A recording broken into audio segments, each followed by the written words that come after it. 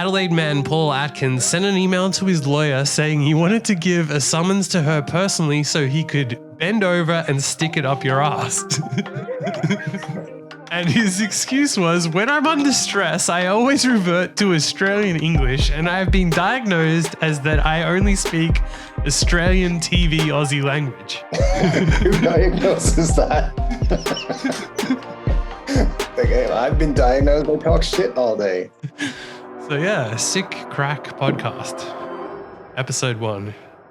All right, well, so I think we can bring in like random Irish and Australian themes, and I found a story for you to defend your country. Oh no. So this one is from the Irish Times, and the headline is "Accused believes entering guilty plea means he's not guilty, court told." So there's a guy who murdered someone in Ireland, in Dublin, who is trying to get off the murder charges because even though he pled guilty, because his defense team is saying that he thought that pleading guilty meant that he's not guilty. I mean, this is your countryman. I mean, look, listen, there's a village idiot in every town, but no, I think this is a good representation of all of Ireland. Yeah, this is like the king village idiot. Yeah. It's like if I say I did it, it means I didn't do it. That's definitely not standard practice here. But I thought it was. Yeah. I thought just everyone would. I mean, if deniability worked that way, you could just be like, no, I didn't do it, but I did, or whatever. I don't know, but I'm feeling stupid now because of him. So I reckon if it was like a jury trial, that they would be so confused that they would almost let the guy go because they wouldn't know what they're saying themselves. Yeah, but like, so what did he? So at the start of his trial, he was like, "Yeah, I'm guilty," and then halfway through, he was like, "Oh shit, no, I'm not. I didn't do it." Yeah. Like, oh, that guy. No, I didn't kill that guy. It was someone else. You don't know about him. So yeah, I feel like he's not representing the country well, and the Irish Times should shut up about it. They shouldn't be publicizing. Just focus on you too. Yeah, exactly. You too, and all their humanitarian efforts and all that. And their guilty pleas. Yeah, find out some crap on them. That'd be good. So yeah. Well, the next story I found. Have you ever hit the wrong button on a vending machine? Yeah, I guess. I think most of us have. Well, have you ever won $10 million because you accidentally pushed the wrong button on a vending machine? Let me check. No, not 10 million. This is such a wild story. So this woman claims in California that now this story was in a newspaper, but it also was pushed by the lottery company. So kind of comes off as potentially dodgy. But anyway, she put $40 into a California lottery scratches vending machine. And as she was about to choose which game she wanted, some rude person bumped into her. And according to the impact of the stranger bumping into her caused her to push a button on the machine that she didn't intend to push. And out came a $30 200 scratches ticket, which she had no intention of buying. And then she returned to her car, began scratching the $30 ticket, and realized she won $10 million. Then she says, all I remember saying once I found out how much I just won was, I'm rich. I mean, that was it. Yeah. Just like, oh, I'm rich. Yeah. Awesome. It's just going to drive home now. I'm going to call bullshit. That's like the story you make up in your head when you're like, oh, I've won this money. How will I tell them I did it? Instead of I spent $10,000 on scratch tickets and just got lucky. I mean, if you spent $10,000 though and you went on $10 million, you can at least justify. I mean, it's still, it's definitely a good turnout. But if you had spent 10,000 and won nothing, Yeah. or you won back 5,000. You're down 5,000. Well, I think she should do the right thing and return it and ask for her money back.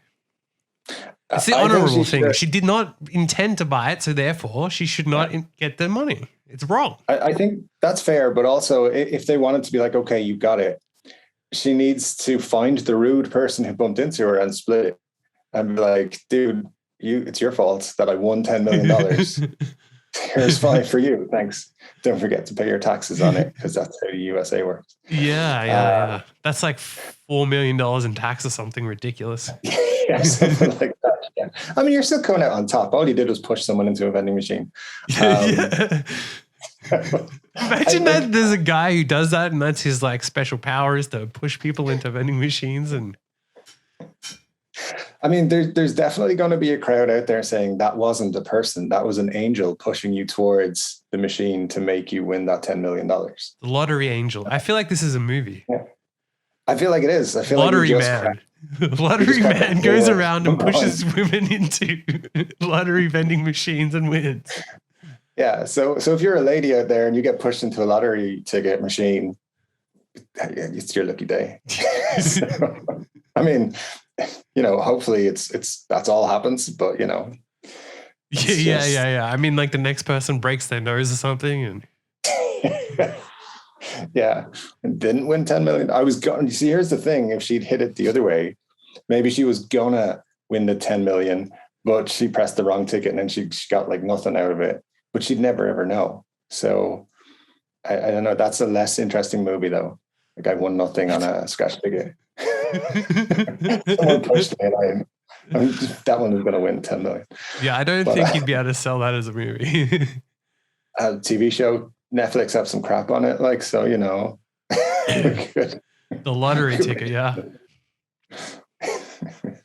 There's probably going to be a show at some point, people scratching lottery tickets. There is. Well, I mean, there's shows on like people that have blown money from the lottery, which is basically everyone who wins the lottery manages to blow it all. Yeah. I think there's some statistic that it's like 80% or something. Yeah, I think I read that. Yeah, 80%. Yeah. So, yeah, it's pretty wild. But I don't know. What's this lady going to do with her $10 million? Did she say anything else about it? No. The place that sold it got $50,000 for bonus for selling the winning ticket, which would be funny if the place was in on it and they knew that this was going to happen. So they're deliberately like, she's going to hit the one button. They're like, push her now before. Yeah, that'd be pretty wild. I mean, I don't know. Look, I don't know though. That sounds like a made up story. That you think a lottery company would lie? Yeah. Okay. Pretty much. Well, that leads into the next story of what sounds like a made up excuse. So a man claimed that his threats to his lawyer were misinterpreted because he only speaks Aussie language and not proper English. And he lost an appeal against an intervention order against him for it. So Adelaide man Paul Atkins sent an email to his lawyer saying he wanted to give a summons to her personally so he could bend over and stick it up your ass. And his excuse was, when I'm under stress, I always revert to Australian English, and I have been diagnosed as that I only speak Australian TV Aussie language. Wait, who diagnoses that? Who doesn't diagnose that? Like, hey, I've been diagnosed. I talk shit all day.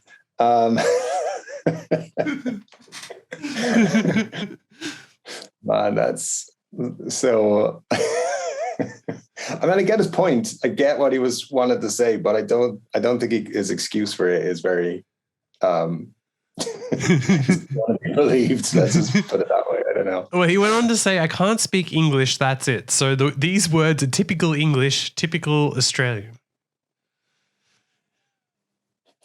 And now he also went on in another email to tell a barrister his lawyer had instructed that he truly understood Martin Bryant's of this world, who was a serial killer in Australia. Yeah, and so he said that this was not meant to be a threat, though, saying that just because he understood Bryant's motivations did not mean he would do the same. Okay. Yeah, this dude's just digging a hole for himself. Yeah. The best part is I've been officially diagnosed. Yeah. Or I've been diagnosed with talking from like Aussie TV. Right? What the fuck is that? That's, I'm diagnosed to talk like a sailor. That's all I can do.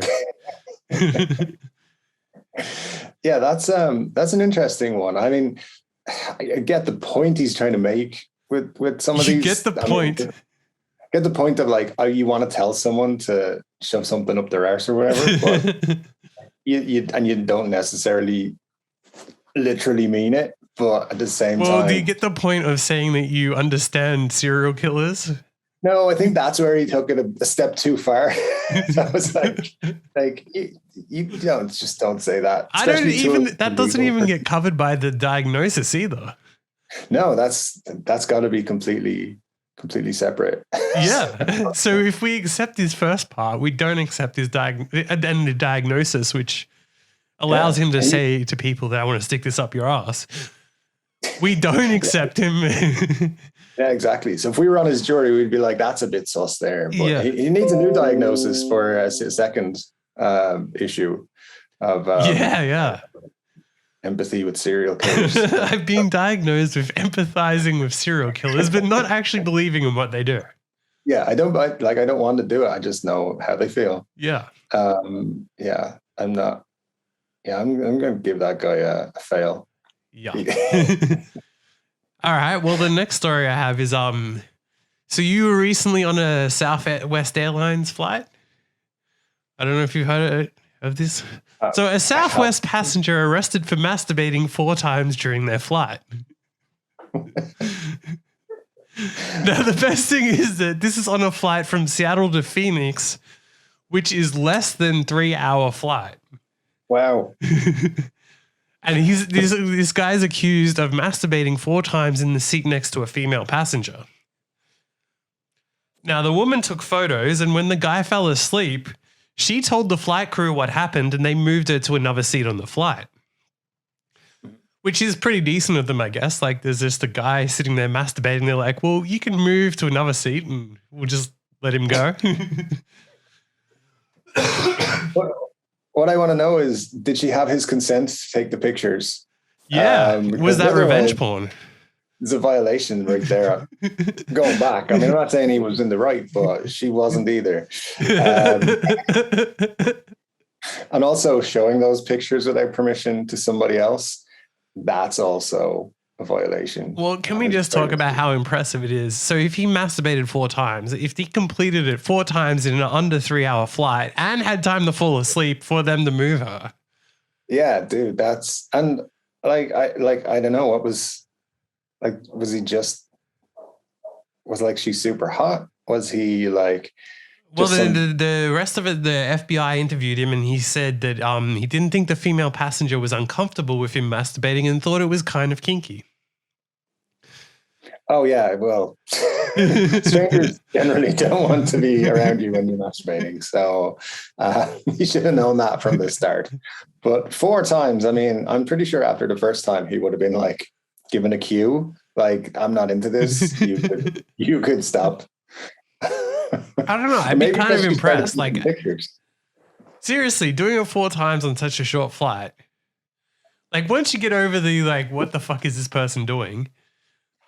When they do it 4 times, you got to be like, on the 3rd time, you got to be like, I cannot believe you're doing this. Like, well done to you, sir. I mean, that 4 times in 3 hours is, I mean, it's quite impressive. All right, because I would be asleep after the first time. So there you go. Yeah. I wouldn't get to take 2.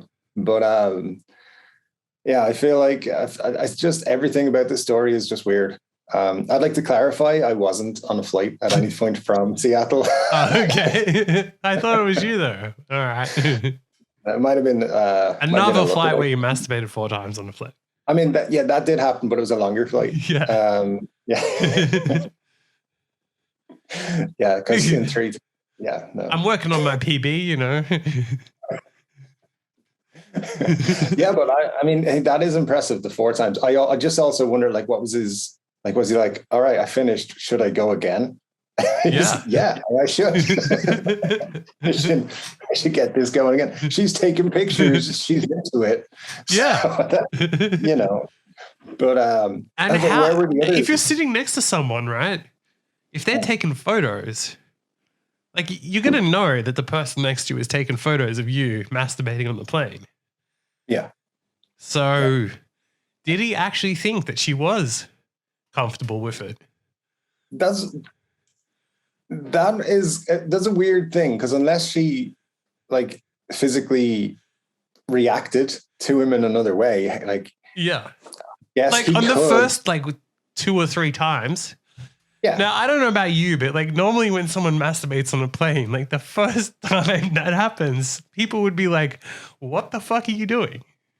Whenever anyone sits anywhere near me on a plane, they know I'm disgusted. So they don't have to do anything other than sit down. Like, get out of my face. So yeah, if they started masturbating, they would know all about it. I'd be like, dude, go somewhere else. I'm not into this. Let me just take some pictures and then to show everyone, and then it's good. You can move on. But yeah, if her only reaction was, I'm going to take a picture of this, he's thinking, she's down. I better keep going. So he probably said to the FBI that he was impressed with himself doing it 4 times. And there was obviously no commotion, because if they just moved her when he fell asleep, she's allowed this to get to that point where he fell asleep, right? Yeah. Which again, I'm not like I don't. You can't blame her for how she reacts in that situation, because like, what the fuck? But you would think that everyone on the plane would be like, what is going on here? Like, because even if you're sitting across the aisle. Yeah. Yeah. Someone else is going to see it and be like, what the fuck are you doing? Yeah. So I don't know. But I think I mean, like, this must have gone on for a long time. There's no way this was it must have been a couple of hours, or I don't know, 3-hour flight. It must have taken most of the flight. Well, he had time to sleep as well. So, and they had time to move her. Yeah. So I don't know. Yeah, it does seem off. It's a crazy one, but I've never seen that happen on a flight. So what's the craziest thing you've seen happen on a flight then?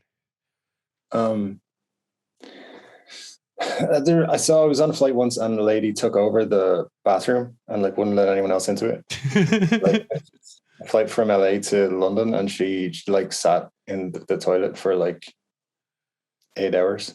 She sat there the whole way. Yeah. Wow. Yeah. I think well, tell me where it says you can't do that.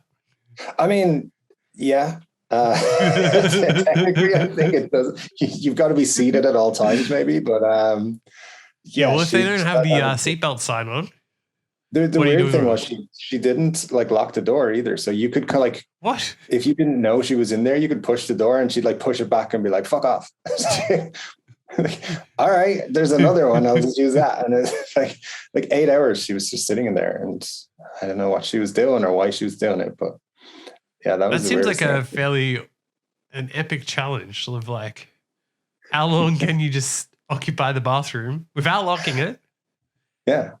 Yeah, it seems like it was probably a YouTube setup or something. Yeah. Like the next Mr. Beast video is sitting in an airplane toilet for.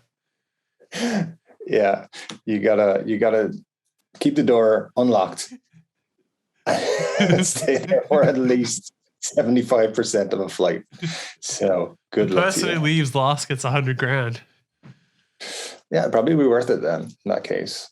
Yeah, because I mean, we should call Mr. Beast and tell him we need to write for him. We have got some fucked up ideas for you, my friend. If you can masturbate 5 times on a 3-hour flight, you win a Lamborghini. Yeah. I just, yeah. So anyway, what's the weirdest thing you've ever seen on a plane?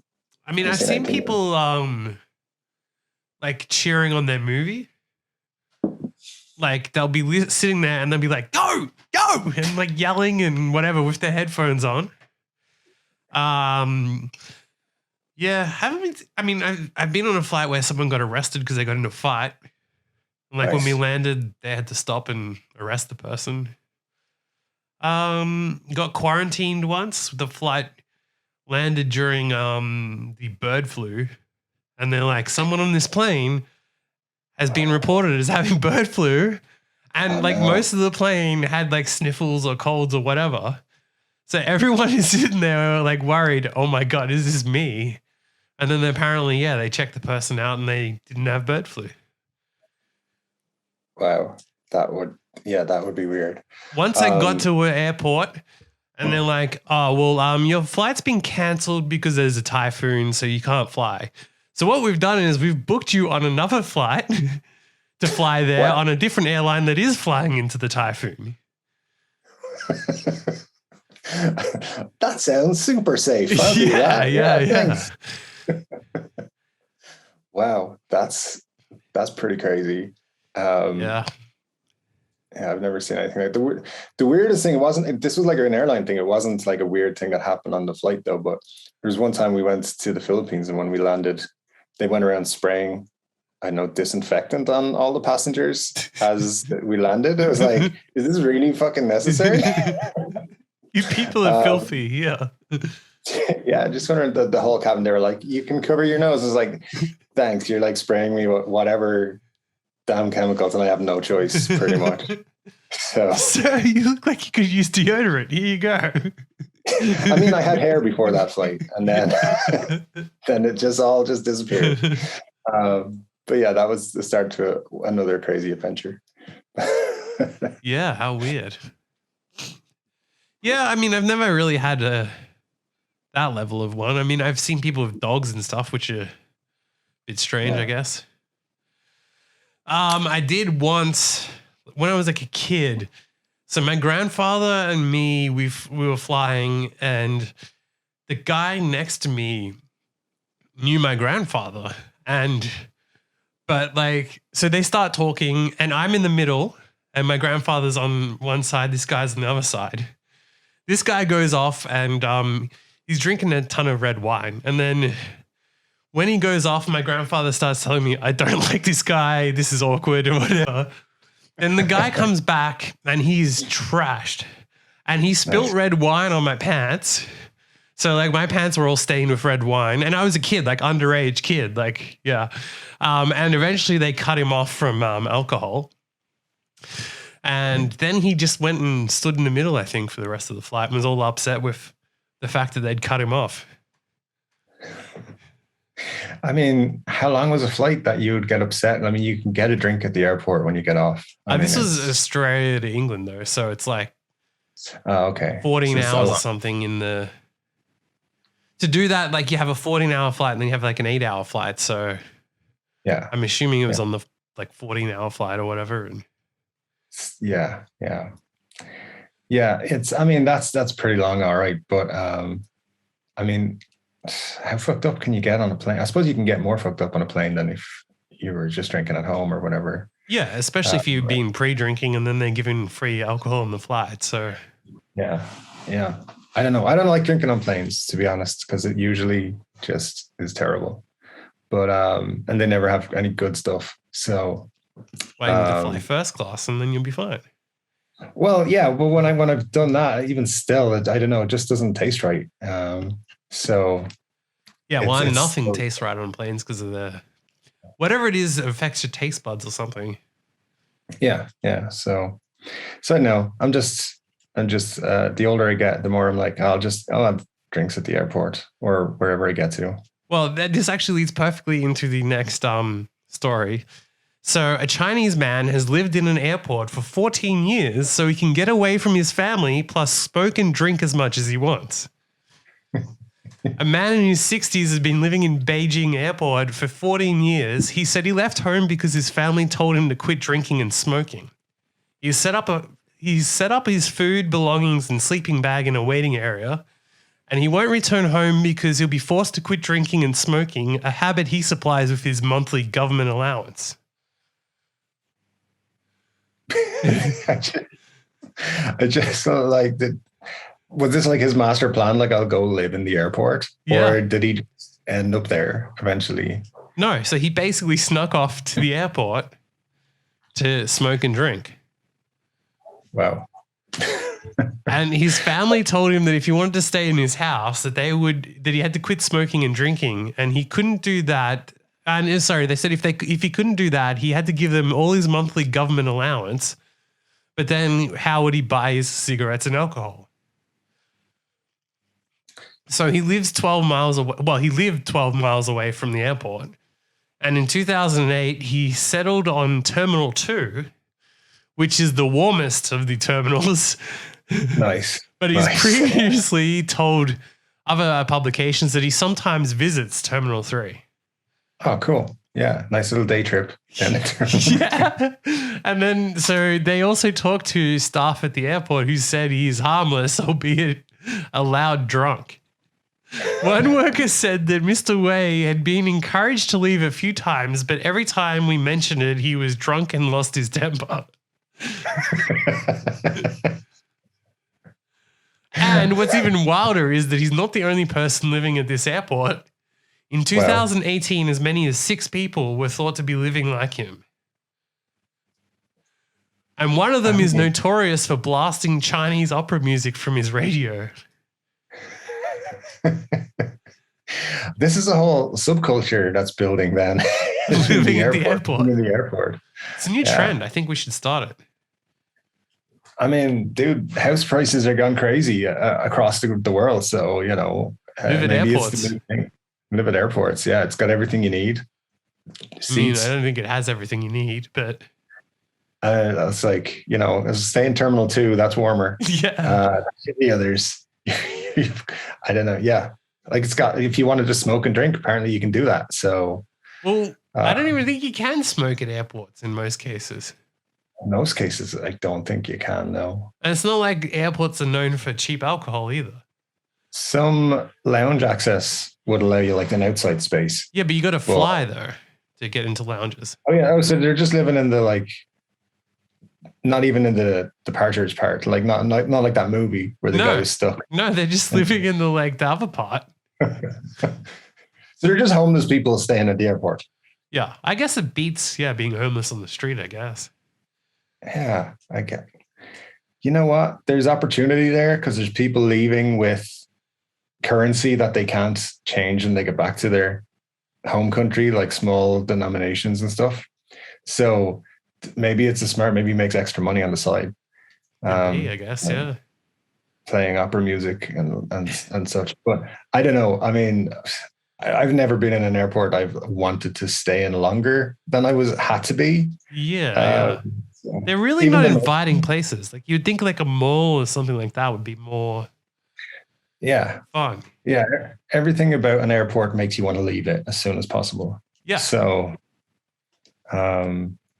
yeah, I don't know, but maybe this is like, I mean, it's Beijing airport. I mean, that's a pretty big city. There's probably other places they could go. Maybe it's a security thing. I don't know.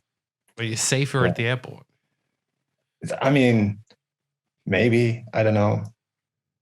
I guess. It's like they're watching everything at an airport. I just assume they're watching everything at an airport. So you would hope so. Yeah. Except when you're masturbating on the plane. Yeah. You can go live at an airport and no one knows, but masturbate on a plane and people take photos. Yeah, exactly. Yeah. It's a weird fucking world. Yeah. Well, the next one is from Dublin, California. All right, sweet. A woman was scheduled to make a court appearance on Monday in Dublin after being arrested for stealing a car. How did she get to said court appearance? The 41-year-old woman, identified as Brandy Jones, used another stolen car to get to said court appearance. Sweet. I mean, it's like the rookiest move of all time. You're gonna steal a card and be in court for it. Don't steal a car to get there. That's like stealing cars 101. I swear I didn't steal that car. Yes, I stole this car that I came in, but not that one. Whose car is that? We're not talking about that car. In this case, it's about a different car. You haven't arrested me for that yet, and I haven't had my day in court for that. So when I have that, I'll turn up in a different car that may or may not be stolen. That's the smart thing to do, just to be like, we'll push that one down the road to later, like literally, and then we'll come to that when we need to. Yeah. This other car that I stole, didn't steal. Let's talk about that one. Yeah. I am guilty, and by that I mean I am not guilty. Yeah, obviously that's where you want to go with that one. Yeah. I'm guilty, not of this crime like you're saying I committed. Yes. Both stories happened in Dublin, different Dublins, but yeah. All right, well, the next one I found is from a Reddit confession page. So the person says, I was 19 and an EMT fresh out of training, and I was working at a hospice with this older guy who I thought was cute, and I loved to make him laugh. I was in the elevator taking her to hospice, and I used her arms to do the YMCA. I felt terrible instantly and have never told anyone about it since.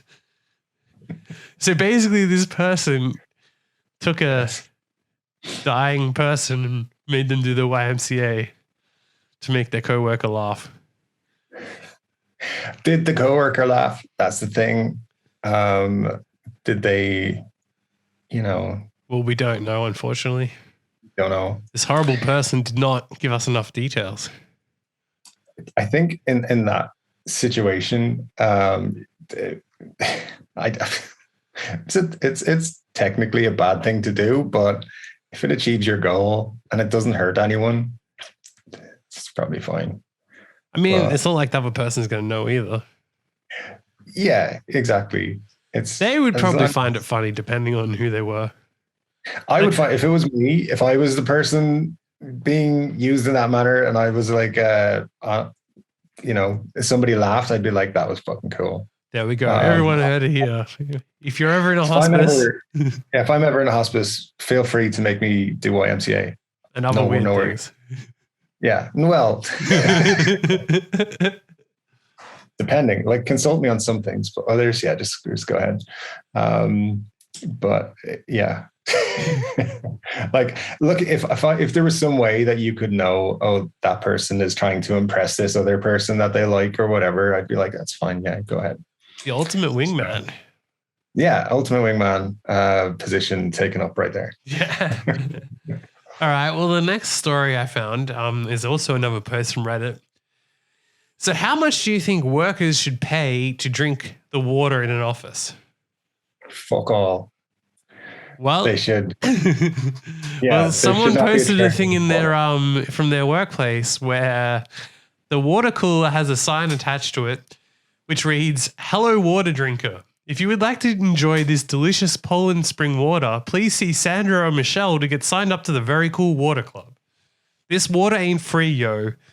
Members are currently enjoying unlimited refills for $5 a month." What? Yeah. $5 a month. Do we know which company this is, or no? They didn't put what company they work for. It's just fucking. It's not going anywhere. That's what's happening. It's funny if it was like Google or something like that.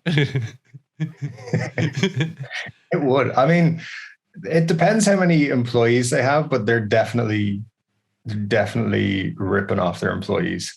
But like, I can't see. They're providing options for water. I mean, unlimited water. Yeah, but no, man. how do they regulate it? How if you're not part of the water club and you fill up your water bottle, what happens? So someone beats you. There's a security guard that gets paid out of the monthly fee. That's it. Like, whose job is it to secure the water and make sure that there isn't unlimited? What if it runs out and you get a refund on your $5? Yeah. What if there is no water? Yeah, if I go to the water cooler and there's only half a glass of water left, fuck you, give me my $5 back. Yeah, what about VIP water? I feel like there should be VIP water where I can pay it more to get the VIP service of my water. Yeah. no waiting in a queue Yeah. if it's busy. Yeah. You know, if Someone there's too brings many it to people me. standing around, they get cleared away from the water cooler, that kind of thing. Have it roped off in a little section. VIP water only. Yeah, I think I mean, you know what? It's if there was something super fancy, if they had Evian water or Even Evian water. I mean, seriously, if they're gonna, I know. I mean, Poland Spring is not like the greatest water of all time, though. No. But everything that you should do in an office is to make your employees comfortable, and then like just make them work forever to grind them into the ground, but like make them think they're appreciated by giving them free water. Yeah. So I've never appreciated the free water that I get at work. exactly. Think of how many ungrateful employees out there drinking water without any appreciation. What I'd like to know is, because a lot of places then will have free tea and coffee or just a kettle in the kitchen area. So what's the deal there? Or do they, the coffee's free. Like you can take the coffee, but you have to pay for the water for your coffee. Fuck. Yeah, man. I don't know. I think whatever company that is, just a bunch of dickheads. So. I'd love to see companies advertising free water as part of their perks. Yeah. Yeah, but at the same time, like my day job is work from home, and one of the perks they put on it was free parking. Do you get free water? I technically no. See, you have to pay for water, and here you are shitting on this company when you're out there paying for water at work. Technically, I get an at-home expenses fund, but like, does that have an amount set aside for water? It's kind of like I can use it for whatever. So yeah, but maybe does it list water and no, water? No, it doesn't specifically list it. So there you go. You're paying for water. Yeah. Oh, how the mighty have fallen. One of the actual listed perks was free parking. I was like, dude, at my own house. Thanks. But what if you don't have parking?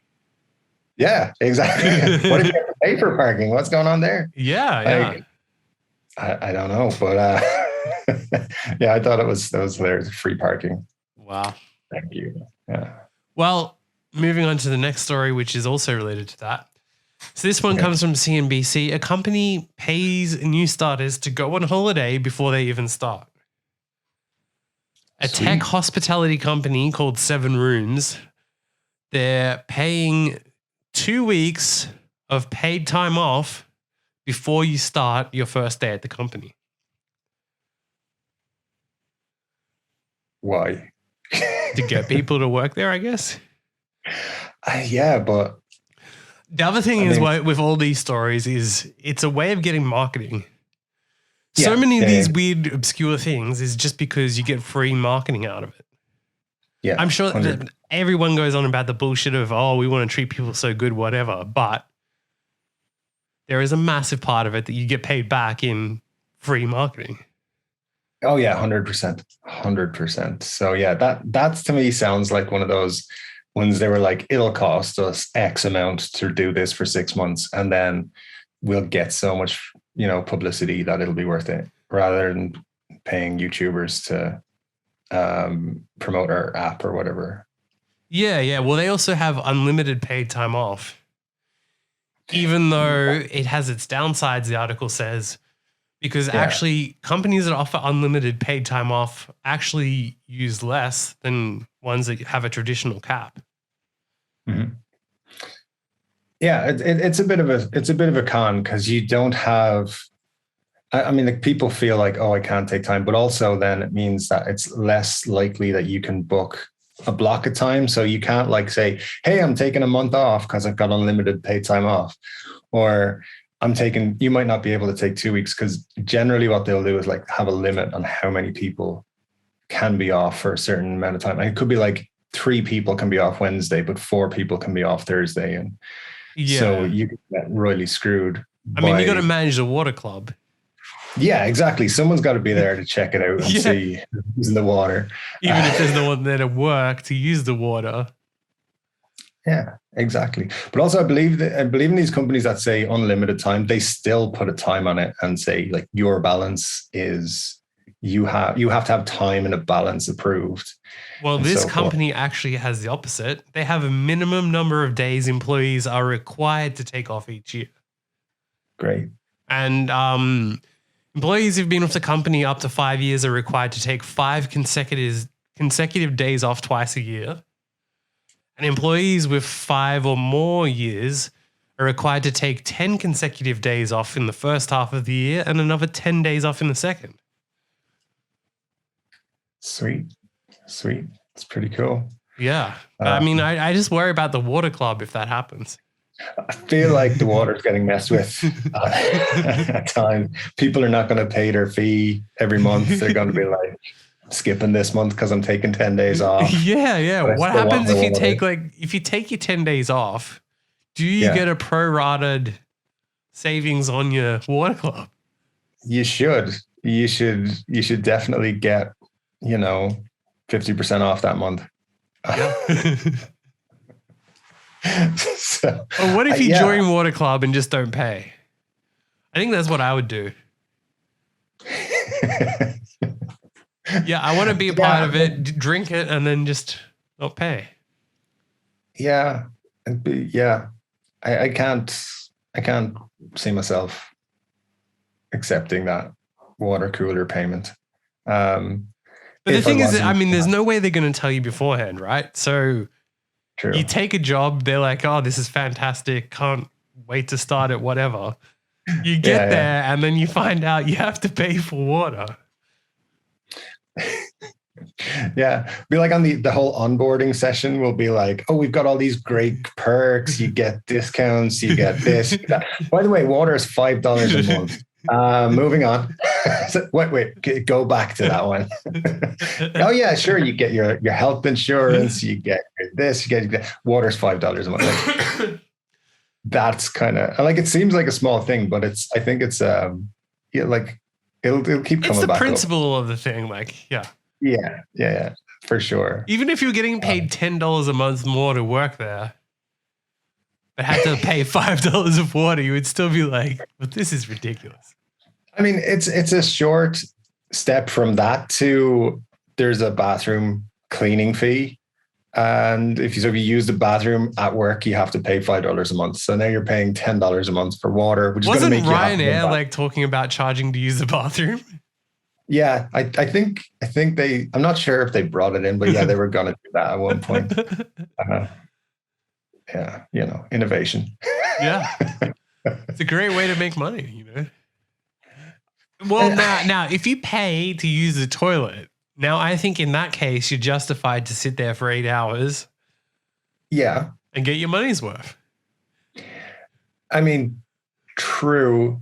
It doesn't matter what class in the plane I've been in. I've never found an airplane toilet that I want to stay in longer than I have to. They're not comfortable, nice places to be. So. Well, you've got to be the first one in there. Yeah, that's true. The first one and only one. And I don't know, can you bring cleaning supplies with you? Spend the first hour cleaning it. Now that would be a good video on its own, like going to the toilet, but you on a plane, but you clean it before you use it. Yeah. That would actually be pretty funny. I don't know. I do feel like that would be my nightmare scenario, staying in the toilet of a plane for the entire, like getting locked into it. Yeah. But if you've paid, right, it makes it hard for them to kick you out because you can always say, well, I've paid to be here. If you didn't want me to sit here for the entire flight, you shouldn't have charged me. Now can I have the chicken, please? Yeah, just order drinks to the bathroom. This is taking too long. Bring me 2 next time. All right. Well, then there's another job-related article. So there's a company that's paying people £15 an hour to watch porn. All right. Bedbible.com is looking to pay someone to watch explicit videos, and the successful applicant will be paid to watch the top 100 most viewed porn videos and take down a variety of statistics from the videos. Statistics is what they're looking for. Well, All yeah, right. it says that you gather information on areas of focus such as sex positions, duration, number of orgasms, male versus female ratio, hair color distribution, and language distribution. All right. What's the name of this website? Just out of curiosity for Bedbible.com. Bedbible.com. All right, sweet. I'm just going to apply for a job there, actually. It's a 100% remote position. Hopefully. Can you do it on a plane? They have Wi-Fi now, so. Yeah. Sweet. But it is kind of disappointing that they don't force you to come into the office for that one. Yeah. Like I assume there's like nerdy programmers and stuff sitting in their office. So they're sitting there like typing away and you're sitting there just watching porn all day. And I just hope at the end of the month there's a meeting with like everybody in the company. You got to present your findings. Well, Monday, that was gangbang day. 35% of porn features blonde hair. Statistically, that's the highest number. Yeah, you're just going off on all these stats of, yeah. I want to know, kind of the outlay of all the stats that they've got. I kind of am interested in how they're bringing them, and also why. What is the purpose of all the breakdown they're doing on it? So just the CEO wants to know. Just just like a side project for the CEO. Just interested. They're just just have an interest. How does porn break down as an industry?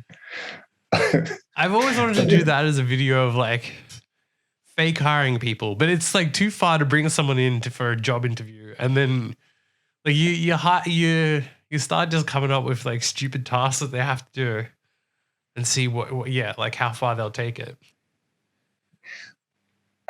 I think it would depend on how great they thought the job was going to be, and if they thought it was worth the money. You're gonna watch porn all day. Yeah, but you still got to pay your bills. So it's, Imagine you just start a company, you hire someone just for the sake of it. And you're like, I need you to watch porn all day. And they're like, oh, okay, what for? No, I just want you to watch porn all day. I think the funny way to approach it would be like, I need some tips. So you gotta figure out some good tips for me. And I want like a full presentation. And then by the end of the day, be like, just do it tomorrow. And then like just rewatch it again tomorrow. There's gotta be like wild CEOs who just have a shitload of money and like come up with like stupid tasks like that. There must be like, I've heard of people sending their assistants to like, the other side of the world to pick up something like a packet of sweets or something. I heard of one of that where they don't have limes, I think, in the Philippines, and someone would send one of their people to somewhere else to basically get a whole suitcase worth of limes and bring it back. It was you, wasn't it? No. I know you're into limes, dude. Come on. It's my secret hobby. Well, like WeWork. Yeah. So apparently, I think in one of the things that like the CEO guy or the founder guy he would get staff and key staff to prepare the private jet and like set the Apple TV up for his kids before they would fly.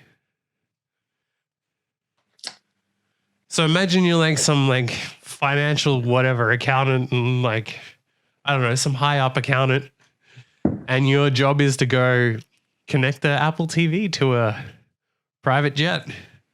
I mean, yeah, that sounds like it's within your contract. Yeah. your job description. Sometimes you might have to set up an Apple TV and a private jet. Director of corporate finance. Yes, you have to submit our financial documents and make sure they're all correct and balanced, but you'll also need to plug in an Apple TV. At the interview, are you aware of how to set up an Apple TV? It's like one of those weird questions that they ask in interviews. Yeah. Imagine how thrown someone would be like, I've balanced the books at all these companies and I've successfully submitted our documents on time and blah, blah, blah, blah. Yes, but can you install an Apple TV? Are you aware of all the procedures to update successfully the software on an Apple TV? Remotely on a private jet for my children. Hypothetically, of course.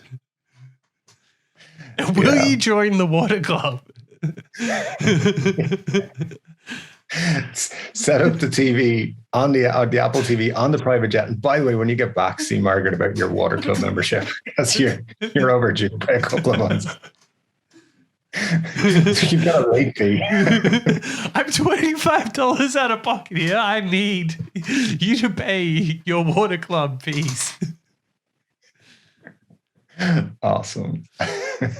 Like the whole WeWork thing is just wild, and like it makes me almost want to set up like a parody company just to like fuck with people and like have them work there. Like just for a week, you hire a bunch of people and have them doing all kinds of weird shit happening. Yeah, that'd be fun. Because WeWork, they would like do the chanting where like on Monday morning, they would come in and they'd be like yelling, "We," and then the people would have to yell out back, "Work." And then, so like the whole office would hear people just screaming, "We work." There's fun to be had with that for sure. Yeah. And then you just happen to have like your own parties and whatever. And yeah, that would be what you want. Did you ever see Parks and Recreation? Yeah. When Aziz Ansari, his company that he set up with the other guy, where they were just basically sitting around in the warehouse space, like listening to music and getting DJs in and stuff. That's what you should do in that scenario for WeWork. Like today we've got a rock band playing in like the whole place. Yeah. You. Today, well, this guy's gonna be watching porn in the main lobby. That's his job. Don't get onto him about that. Yeah. Imagine, you like hire someone and you're like, yeah, don't mind Joe. He's watching porn, but that's part of his role. And they're like, but don't have a private space. We're a financial accounting firm. Yeah, but we need to track the porn. That's it. Yeah. Why do we need this? We just need it. Don't ask. It's beyond your.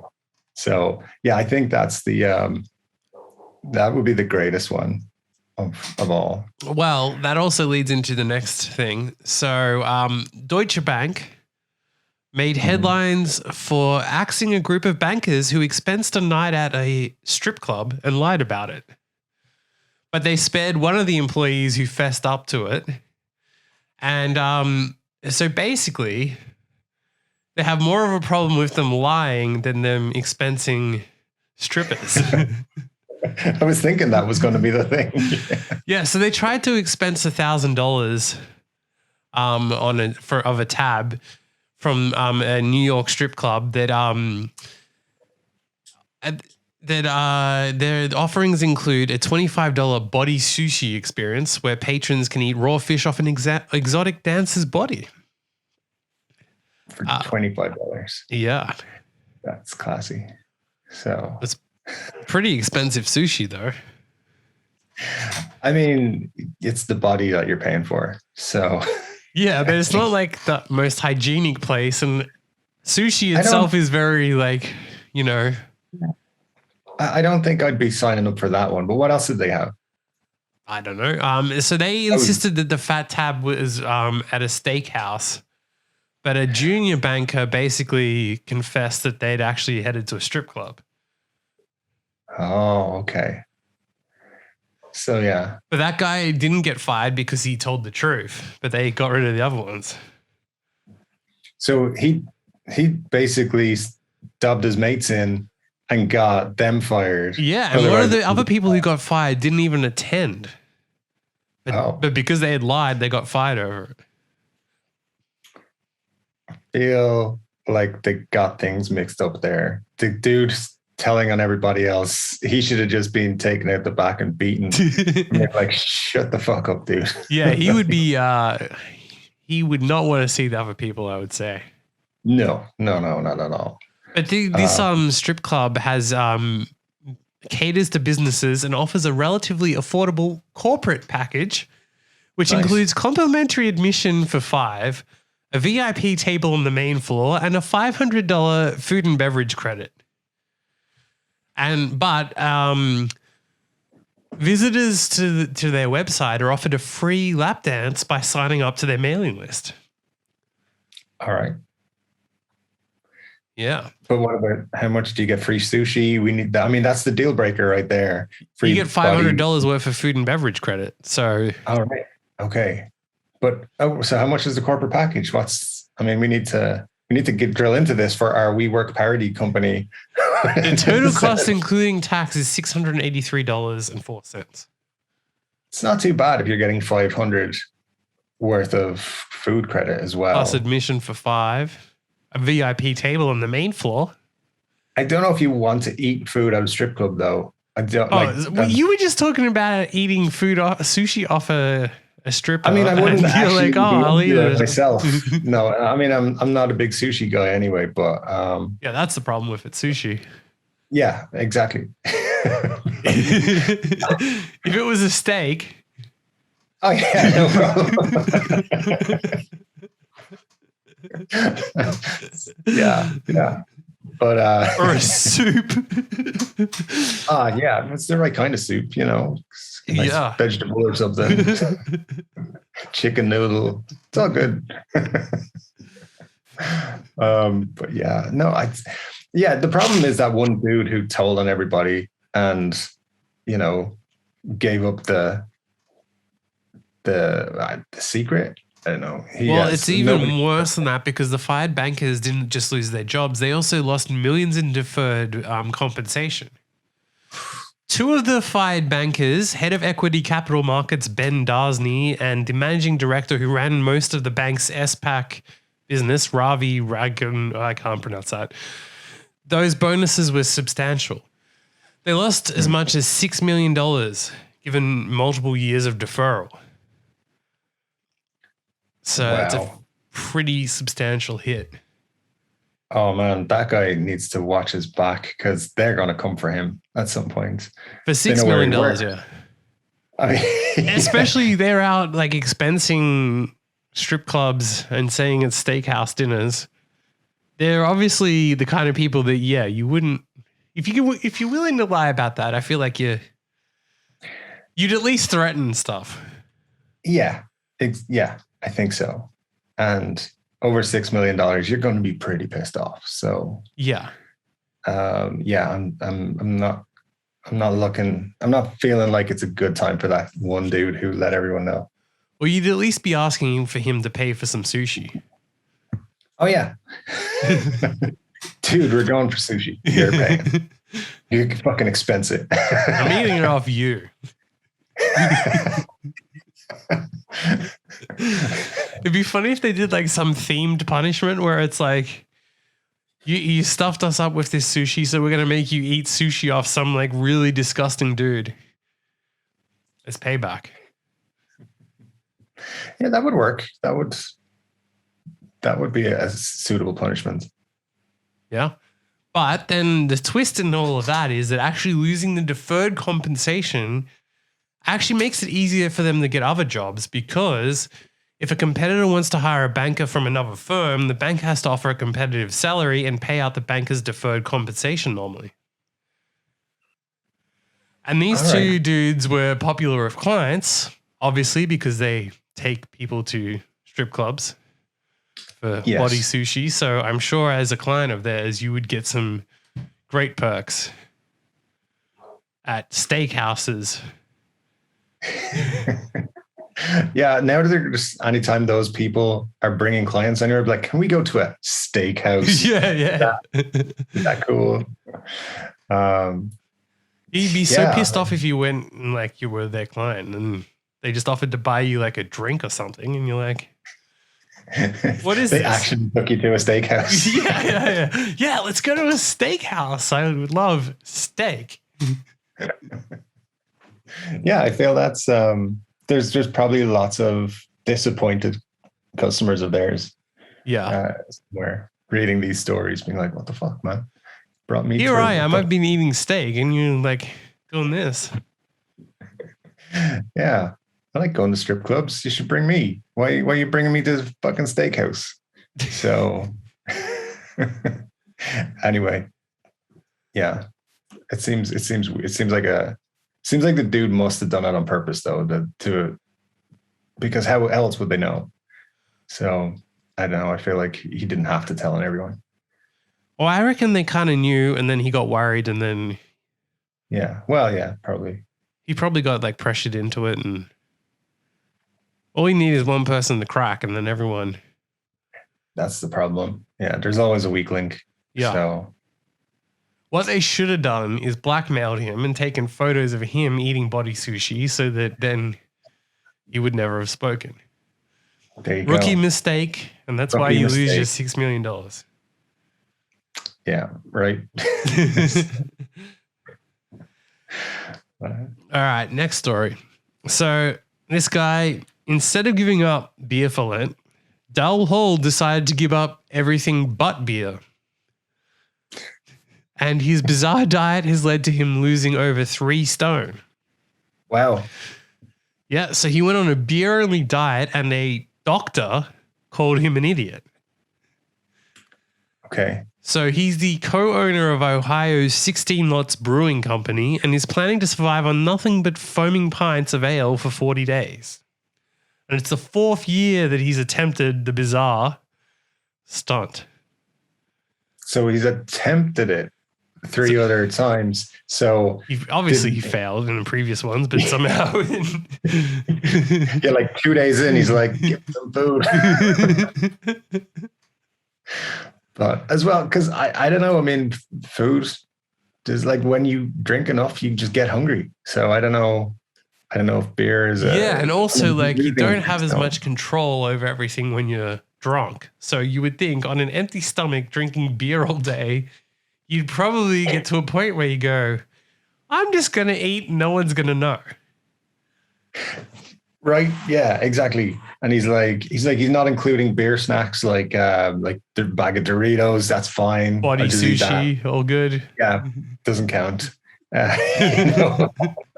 If I'm drunk, it's fine. Doesn't count. I'm just drinking beer. I mean, that seems like it would be pretty torturous. By the end of that 40 days, you would be like, I want some fucking food. Yeah. Beer's great, but you got to pair it with something occasionally. So yeah, you would think that it would really mess up with your insides and like, I mean, his farts would have to be absurd. Yeah. I mean, there's no way this guy has a partner because. No way. So he said that he felt great on his beer diet and that he's made it an annual tradition to make the boozy stunt a bit more worthwhile since 2020. He's even decided to do it to raise money. Oh, okay. For adults with special needs.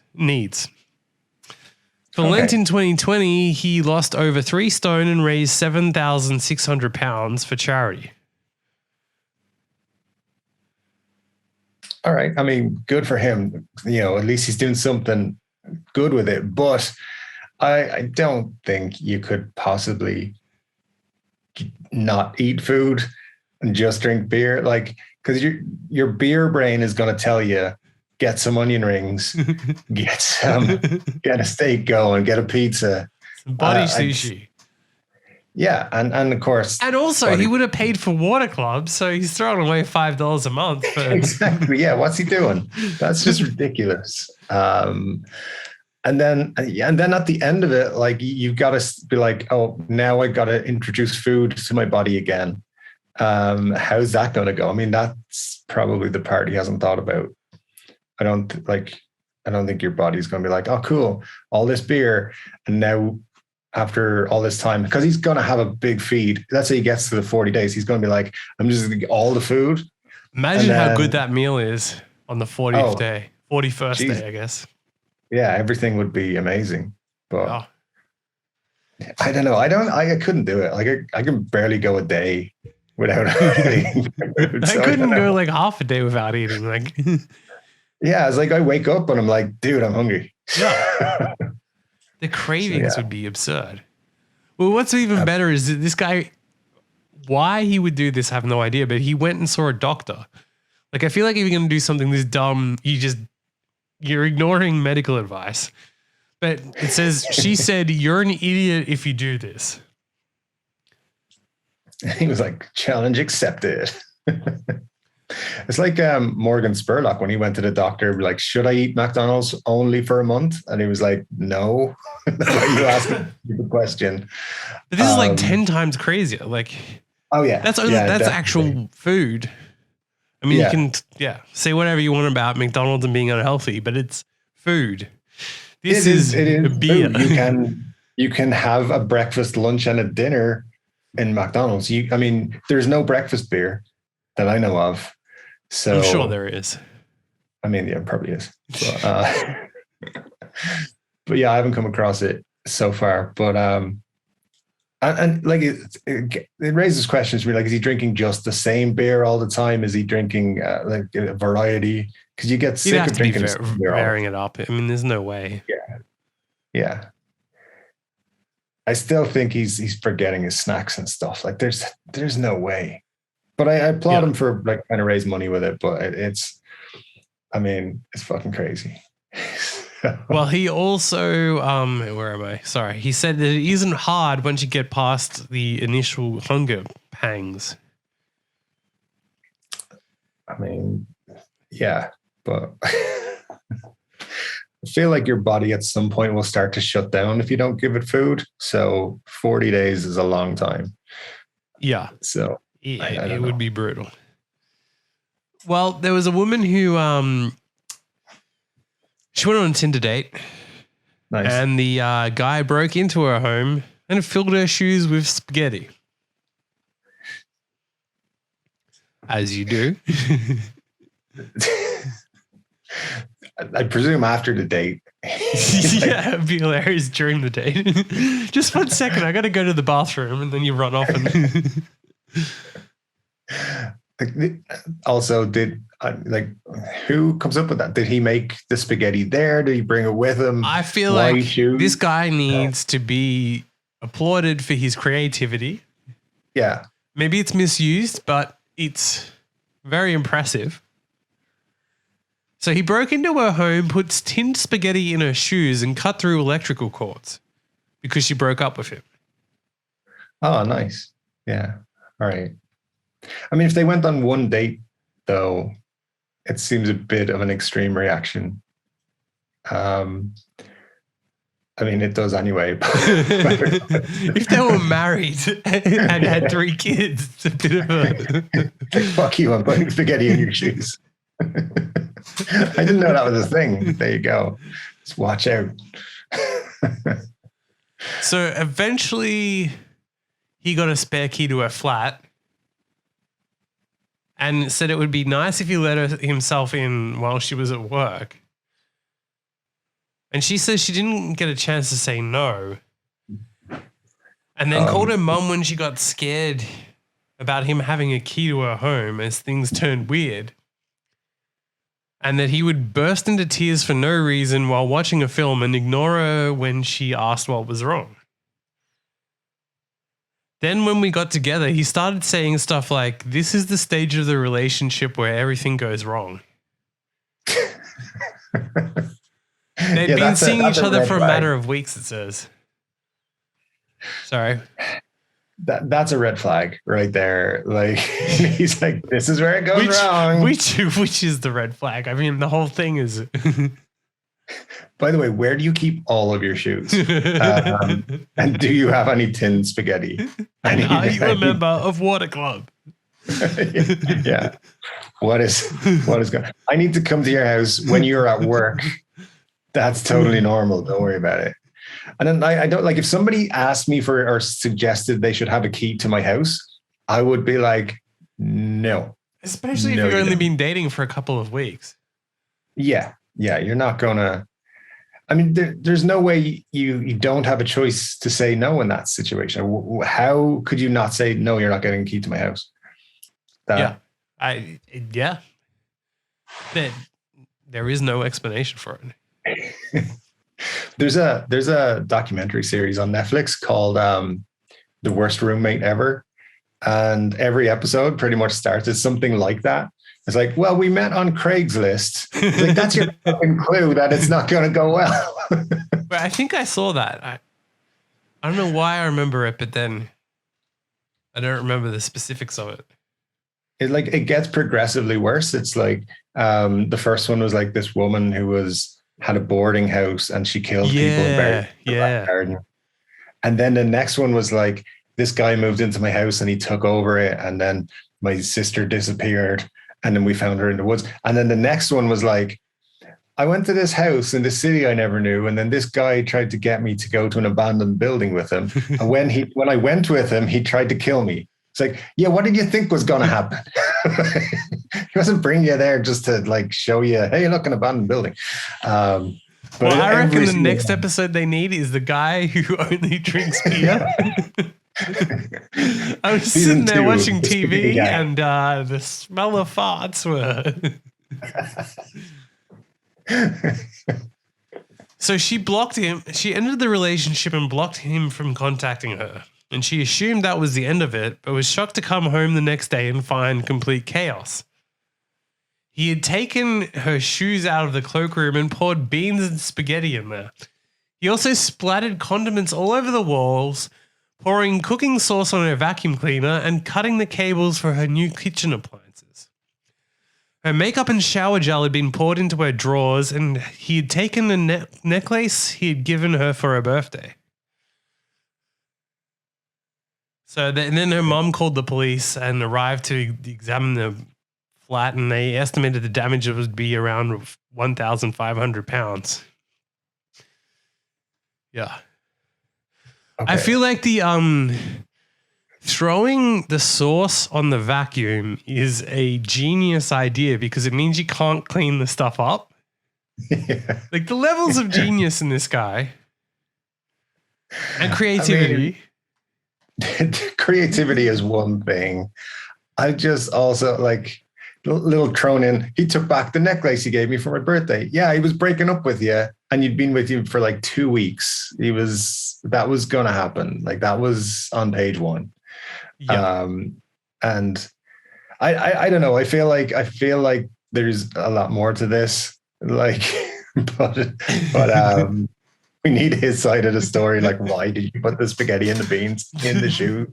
Imagine he had like some very logical explanation for all of it. And we're like, oh, wow, that actually makes sense. I apologize for calling you crazy. I was just, I mean, I can't see. I mean, obviously it's the electrical cables. That's what cost the money. Everything else is just an annoyance of some kind. It would dirty things up and. Yeah. Yeah. Yeah. But. Well. Yeah, people are crazy. Yeah. Well, she would do better to listen to this woman's dating rule. So, this woman, Kate, only dates men who visit sex workers. Nice. Okay. So, you must have a job, must know how to clean up after yourself, must not believe that the earth is flat, which is, that's a deal breaker. Controversial. It's the simple things, the bare minimum qualities we require. And then she goes on to they must be open to vegan food. They don't have to be vegan, but they have to be open to it. They must enjoy trips to IKEA and be willing to concede that I will be the one who gets to assemble the flat pack furniture when we get it home, which is also very weird. Like, imagine being like, you cannot help me build IKEA. That's just me. I'm cool with that. That's that's all you. Go for it. They have to love animals, of course. Mm-hmm. Oh, and they must have visited a sex worker in the past as well. Is there any explanation as to why? Please tell me there's something. So the explanation is so long that it's going to take a while to get through. But basically, she says that she knows that it's the exact opposite of what most people want. But sex workers, whether they're dancers, masseuses, dominatrixes, full service workers, webcam performers, phone operators, or anything else under the sun, are talented. Sex workers provide a shoulder to cry on for those who need someone to confide in and bring entertainment and joy to anyone looking to celebrate. Might I also add, they're also plates for people who like body sushi. Yeah, of course. Now, she keeps talking about we, so I assume that means that she is one because...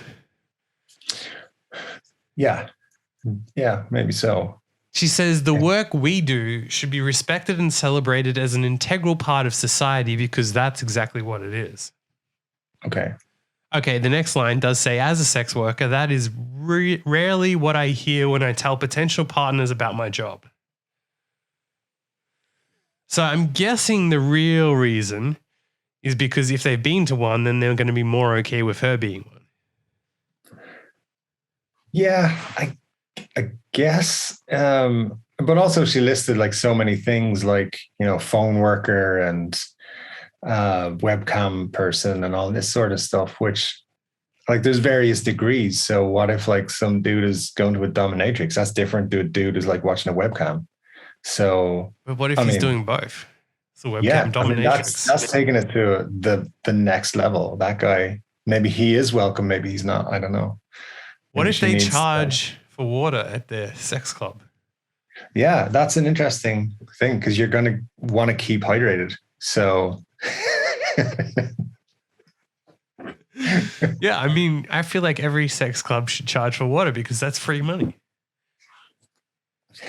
Think of how much money they're leaving on the table. We should pitch a business where we sell exclusively to sex workers, sex work locations, water clubs. $5 a person per month. We take $1. The business can take $4. Everybody wins. Yeah, somehow I think it would work out. I don't know how. I don't know why, but I feel like it would work out. It would be so good to pitch this on Shark Tank or Dragon's Den. And sex work is a multi-billion-dollar industry. Water is a multi-billion-dollar industry. Why not charge for both? I think probably you could charge a premium also. As long as they're $5, you could probably go to $7. Yeah. Depending on the area. I reckon some areas you could charge more. Yeah. It's like in Vegas where they charge like $40 to get money out of an ATM machine. Mm-hmm. We charge like $50 in some places. Some places we're down to $2. It's got to be done, to keep the money rolling. So, so much money being left on the table. For sure. Yeah, so she says that before she makes her big reveal, she's going to make sure that the person has visited one of her colleagues as well. Which would be even more awkward if it's someone you actually know. That's the thing. It's like, oh yeah, I visited your colleague Sandra last week. Had a great time. Yeah, like, especially if Sandra was like their best friend and they're like, yeah. And what if Sandra was like, he was a shit client? Yeah, he was a dick. Literally. In more ways than one. He's tiny.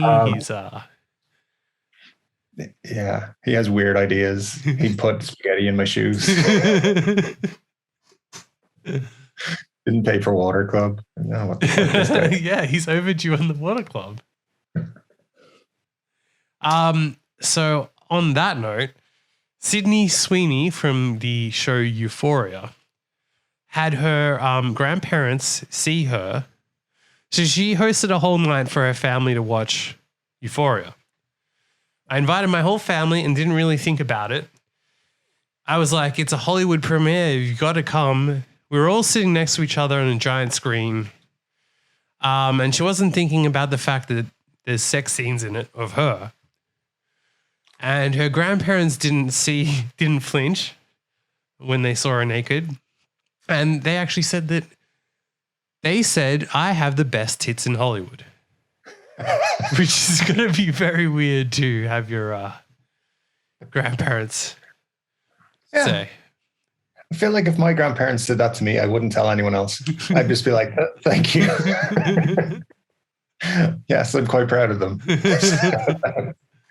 And then just move on swiftly. But I don't, yeah, that's for you. That's an interesting one. Yeah. I don't think, maybe they were pre-warned and. No, she's saying she completely forgot about it. But maybe other family members were like, this show is a bit racy or whatever. So they were like, oh, there's going to be nudity, but they just didn't expect it to be hers. I don't know. I feel like she knew that her family were going to see her naked. She's probably into it. It's like probably her secret thing. And hey, grandma, watch this. Take notes. She could be. I mean, people got their things. So yeah, that could be her secret thing. I mean, it would be up there with the being that you have to date a sex worker to date the other woman. My curiosity on that one, by the way, has come around to like, if she meets someone she really likes and he hasn't met a sex worker or hasn't visited, does she go like, just go and meet Sandra here? Like, you got to book an appointment through her service, whatever. Yeah, I'll get you a discount with my dad. I don't know, like, do you get a friends and family discount? You get free water with your session. It should be a bigger selling point than it is. Sure. What if you had regular clients who then also joined Water Club? What that actually brings up, what happens if a client comes to the company and they have a meeting, or a potential client, and they wanted water? Yeah. Get the fuck out of here. You can't get water. You're not part of the club. That'll be $5. I know you're only here for one meeting, but you got to join for the month. Yeah, it's, you might come back this month. We don't know. You could drink a month's worth of water and it's just today. You get unlimited refills though, so it's pretty good. Yeah, just fucking take the water cooler home with you. Just take the big bottle thing off it. Just out the door. Jesus. Well, yeah, I guess on that note, unless you have anything to add, I guess that would be the first episode of SickCraic. I think that's a good place to wrap it up. Yeah, because, Water Club and sex workers, that's where it usually ends. So. I've got water to get value out of, and Yeah, exactly. Well, at least we came up with at least one good, maybe two good business ideas. So yeah, let's write a business plan, submit it. Yeah. Try to get on Dragon's Den or Shark Tank. Get a pump off that. and we're good. How good would that be to actually get on there and be like, sex workers, water, put them together? Unlimited monthly refills. Why has nobody thought of this before? I know no one's thought of it before, but I mean, seriously, they should think about it. Our investment, how much are we going to give them? Like 10% for $3 million? No. We're going to ask for something ridiculous. This is a multi-billion-dollar company, so. I mean, I'm pretty sure asking for $3 million is ridiculous. We'll give you 1% for $3 million. Yeah, that sounds right. Yeah. That sounds.